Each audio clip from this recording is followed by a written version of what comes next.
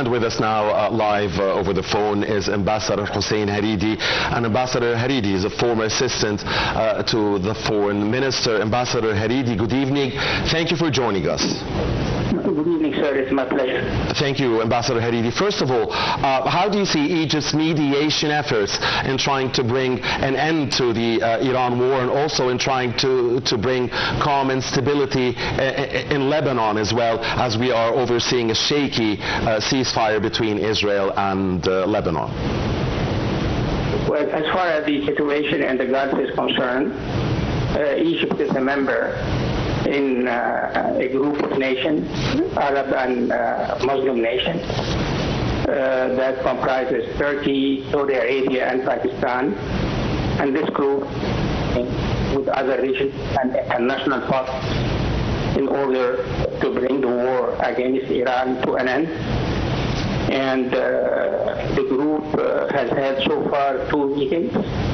And as far as Egypt is concerned, of course, Egypt is continuing its efforts with some regional partners in order to encourage the warring parties to settle the differences peacefully. As far as Lebanon is concerned, of course, we support the position of the Lebanese government, and we are calling on the United States to ask Israel to stop its violation of the ceasefire agreement, whether the agreement that had been reached in November 2024, or the ceasefire agreement that went into effect, or the ceasefire itself that went into effect a couple of days ago. Mr. Ambassador, allow me to interrupt you. Sorry for doing that, but because we only have a few minutes and we want to get 2 more questions in. But sir, I mean, we've heard the U.S. President asking publicly the Israeli war crime suspect prime minister to stop attacks on Lebanon and saying enough is enough and so on. But every single day there is a ceasefire violation by Israel. And today they are hitting Al-Baqa, not only southern Lebanon. So actually it's only Beirut that has been spared the Israeli violations. And Israel is doing the same in Gaza, by the way, and more, violating the ceasefire every day since the Sharm el-Sheikh Accord in October. So where is this going? I mean, and the credibility of enough is enough. Well,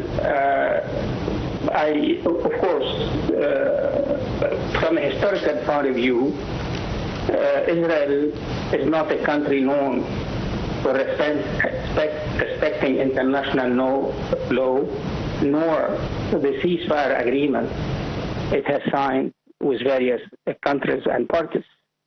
This from the historical point of view. I agree with you, of course, that Israel keeps violating the ceasefire agreements in Lebanon and in the occupied Palestinian territories.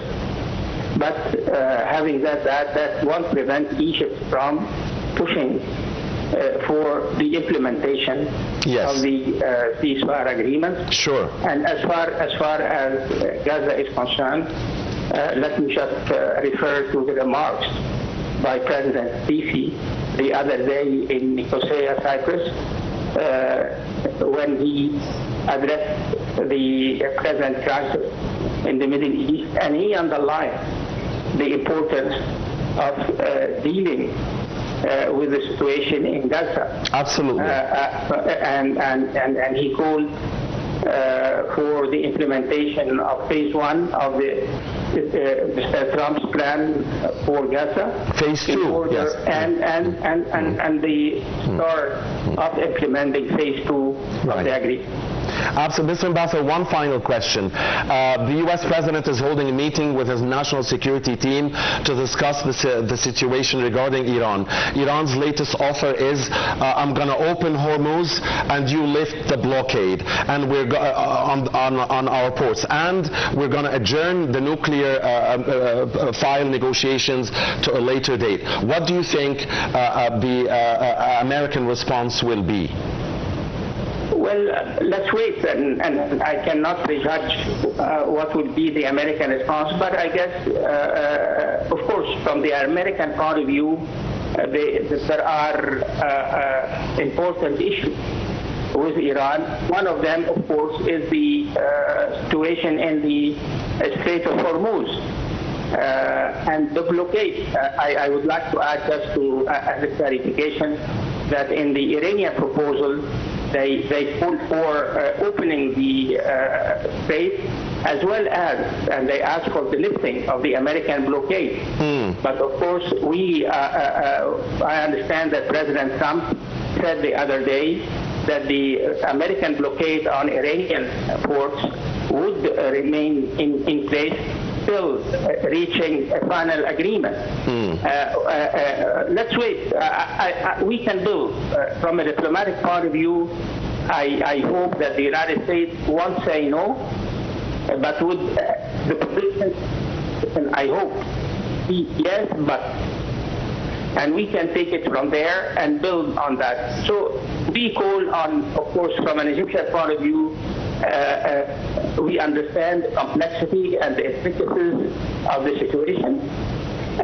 However, the earlier we reach an interim agreement between the United States and Iran, the better for all the parties concerned and for the world at large, as a matter of fact. Right.